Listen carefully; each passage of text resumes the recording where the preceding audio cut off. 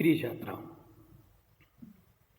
हमने मैथिली शरण गुप्त के खंड काव्य नहुष के पतन सर्ग के 3 अंश पढ़ लिए, उनका अध्ययन कर लिया, व्याख्या कर ली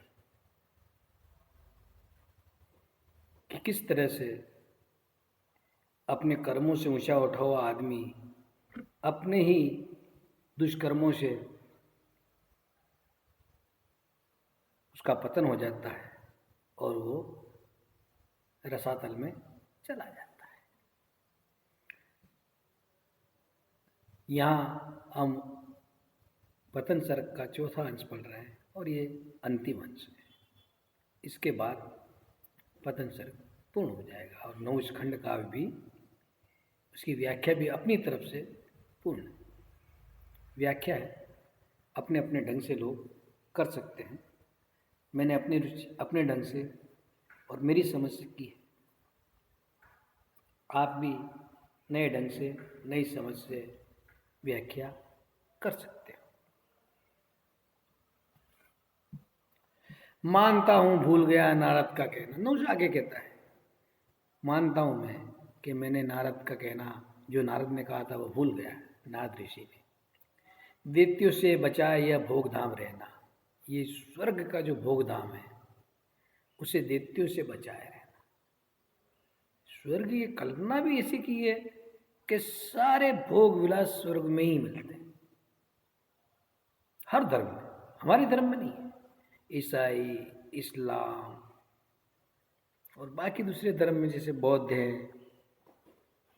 और सिख धर्म के बारे में ज़्यादा ही जानता, इसमें कोई स्वर्ग वर्ग की कल्पना नहीं है।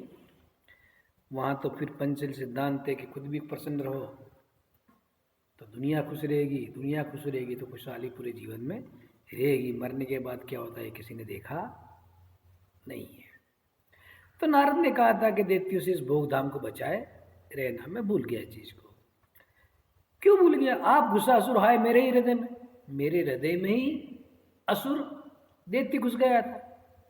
याद करो, सची सर्ग में हमने पढ़ा था कि देव देव है, दानव दानव है, लेकिन मनुष्य देव भी बन सकता है और दानव भी बन सकता है। ये उसके सोचने पर है, उसके कृत्य पर निर्भर करता है।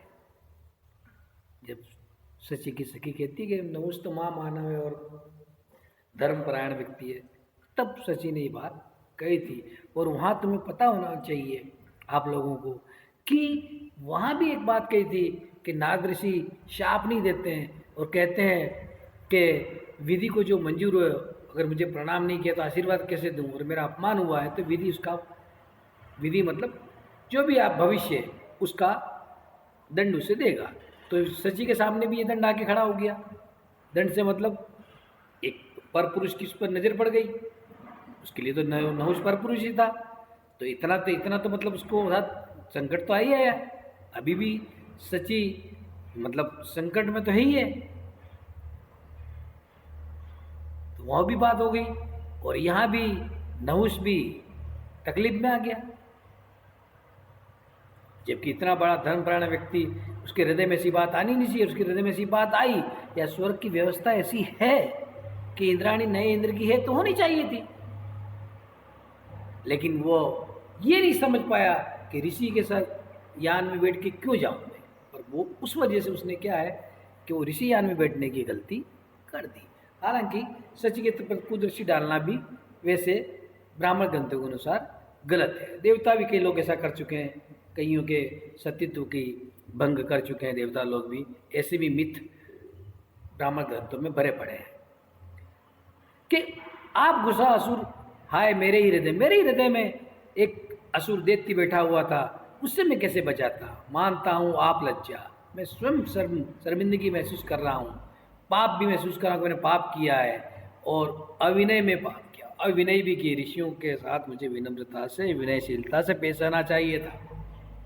यह स्त्रियों का भी सम्मान करना चाहिए था। सच्ची भी स्त्री थी, उसका सम्मान करना चाहिए, उसकी मर्जी जाननी चाहिए। मैंने तो उस पर मर्जी सौंपी, पत्नी भी क्यों ना हो। मानता हूँ आड़ ही ली मैंने स्वाधिकार की, मूल में तो परिणत थी काम के विकार की। मैं मानता हूँ मैंने स्वाधिकार मतलब राजा के अधिकार की आड़ ही ली, मतलब उसके पीछे खड़े होकर मैंने ये चीज़ें कही, लेकिन इसके मूल में तो, इसके तो जड़ में तो काम वासना का विकार ही था, वासना का विकार ही था इसमें। मांगता हूँ आज मैं सची से भी खुली क्षमा, आज मैं सची से भी सबके सामने प्रकट रूप से क्षमा मांग रहा हूँ। विधि से बहिर्गता भी साध्वी वह जो रमा, विधि से मतलब जो भाग्य से बहिर्गता हो गई, आज निष्कासित है स्वर्ग से, मतलब इंद्र का जाना भी उसके लिए क्या है कि एक तरह से बहिर्गता ही है, निष्कासन ही है, और वह रमा देवी लक्ष्मी की तरह साध्वी और पवित्र है। मानता हूँ सब, मानता हूँ और सब, हार नहीं मानता, मैं सब मानता हूँ, लेकिन अब भी हार नहीं मानता हूँ मैं। अपनी अगति नहीं आज भी मैं जानता, इसे मैं आज भी अपनी अवनति नहीं समझता। आज मेरा भुगतो जिंद हो गया स्वर्ग भी, आज मैंने स्वर्ग को भी भोग लिया, लेके दिखा दूंगा कल मैं ही अपवर्ग भी, और कल मैं ही अपवर्ग मतलब पतन भी स्वीकार करके दिखा दूंगा। अरे भले आदमी, जब उत्थान हो ही गया तो पतन की कहाँ आवश्यकता थी। चलो फिर भी कह रहा है तो कवि के शब्द हैं, कह रहा है मान लेते हैं। तन जिसका हो मन और आत्मा मेरा है, तन मुझे जिसका भी मिले, सांप का मिले, शेर चूहे का मिले, चाहे जिसका मिले, लेकिन मन और आत्मा तो मेरी है। चिंता नहीं बाहर उजेला या अंधेरा है, मुझे इसकी कोई चिंता नहीं, बाहर प्रकाश है या बाहर अंधेरा है। चलना है मुझे बस अंत तक चलना है बस मुझे अंत तक चलते रहना। और जीवन में यही है, मनुष्य का कर्म है कि उसे करते ही रहना चाहिए। चलना का मतलब कर्म करते रहना, गिरना ही मुख्य नहीं, मुख्य संभलना। और गिरना ही मुख्य नहीं बात नहीं होती कि गिर गए कहीं, मुख्य है कि गिरने के बाद भी आदमी संभल जाए।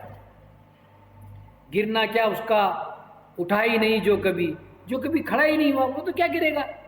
मैं ही उठाता आप गिरता हूँ, जो भी मैं ही अपने आप उठाता, और जो अभी मेरा पतन हो रहा है, उठा तो पतन हुआ ना, उठता ही नहीं तो पतन कहाँ से होता मेरा, मैं गिरता कैसे। फिर भी उठूंगा और बढ़ के रहूँगा, फिर भी इस पतन के बाद फिर मैं खड़ा आऊँगा और बढ़ के रहूँगा, मतलब जीवन में आगे विकास करूँगा। नर हूँ पुरुष हूँ चढ़ के रहूँगा मैं नर हूँ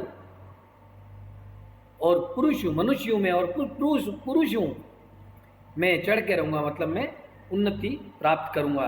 चाहे जहाँ मेरे उठने के लिए ठोर हो, जहाँ भी कहीं मेरे उन्नति का अवकाश हो, वहाँ मैं चढ़ के रहूँगा। किंतु लिया भार आज मैंने कुछ और है, किंतु आज मैंने कुछ और बोझ उठा लिया, मेरे ऊपर और भार आ गया।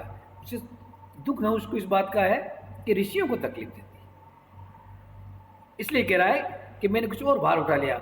उठना मुझे ही नहीं, बस एकमात्र इतिहास, मैं ही एकमात्र खाली हाथ नहीं उठूँ, मेरा देवता भी और ऊंचा उठे मेरे साथ। यानी मेरा विकास कर लेना ही अपने आप में महत्वपूर्ण नहीं होता, मेरे अंदर की आत्मा भी उतना विकास करे।